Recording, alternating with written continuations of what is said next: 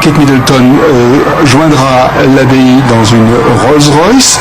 Vous voyez donc cette Bentley à l'arrière de laquelle sont assis William et Harry, les deux fils de Charles et Diana. William, qui est donc évidemment l'homme du jour. Le parcours est très court, mais il est parfaitement balisé et c'est à peu près le parcours que fera d'ailleurs en sens inverse plus tard le couple nouvellement marié de Kate et William. William que l'on a vu hier soir sortir de manière impromptue pour saluer les badauds. Je ne sais pas si vous entendez, mais évidemment on entend les badauds nombreux, les milliers de Londoniens et d'Anglais et de citoyens venus d'autres pays qui ont voulu absolument assister de près ou de loin à cette cérémonie. Et donc là, ils ont l'occasion d'apercevoir la Bentley princière dans laquelle se trouvent les deux princes, William et Harry, son cadet. Jean-Bernard, pour les Britanniques, c'est autre chose qu'une simple grande parade, un grand show. Est-ce qu'il y a une signification plus profonde ou pas ? Il y a évidemment une signification plus profonde. C'est l'identité britannique qui est très liée à la famille royale, parce que c'est l'histoire du pays, c'est le ciment du pays.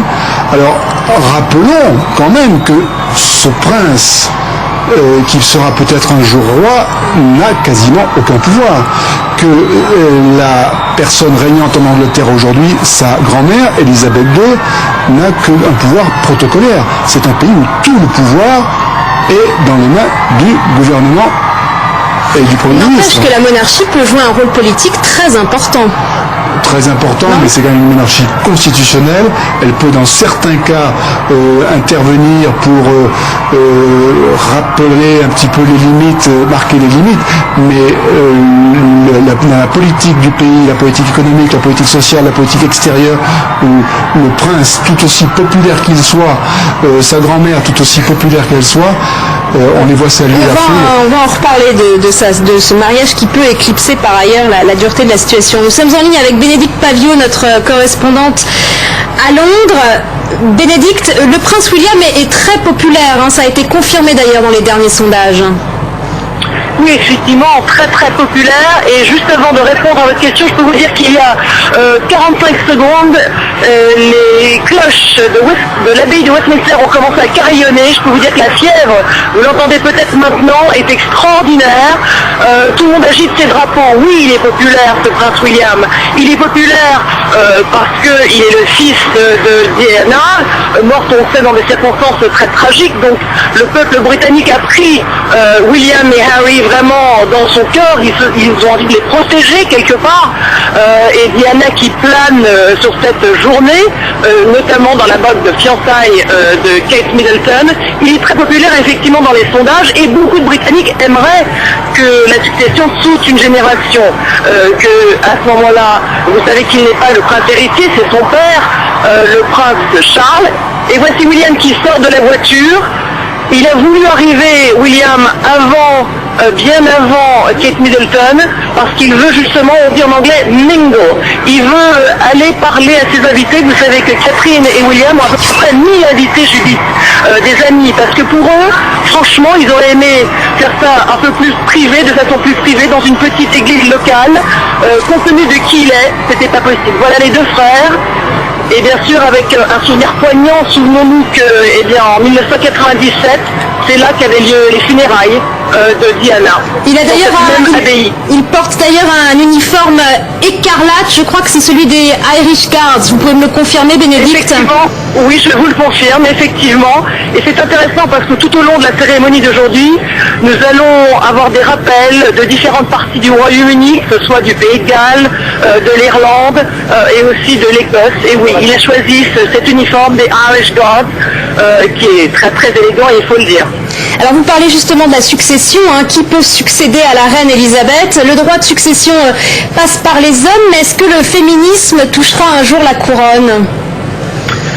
Il passe par les hommes, effectivement, pour l'instant, effectivement, mais il en est déjà question, effectivement, parce qu'afin d'éviter un embarras, bien sûr, le peuple britannique, dès que, eh bien, nous aurons une épouse, Kate Middleton, attendra cette annonce qu'elle soit enceinte. Ça fait partie de son devoir royal.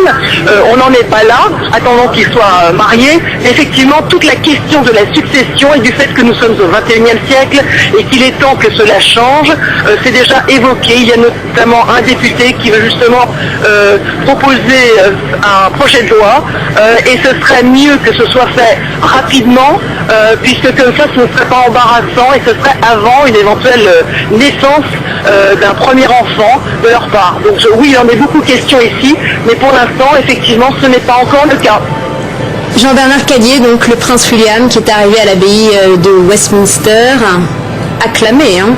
Acclamé, et on voit l'émotion quand même. Regardez le prince Harry, un peu mal à l'aise, avec toujours ce regard un peu canaille. Ces deux jeunes hommes sont assez représentatifs de ce qui se passe.